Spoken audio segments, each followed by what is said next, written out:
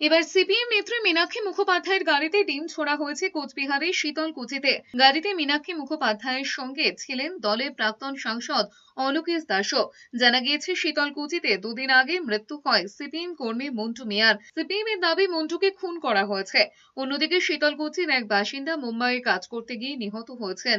সেই পরিযায়ী শ্রমিকের দেহ ফিরিয়ে আনতে যথাযথ পদক্ষেপ করা হচ্ছে না বলে দাবি বামেদের।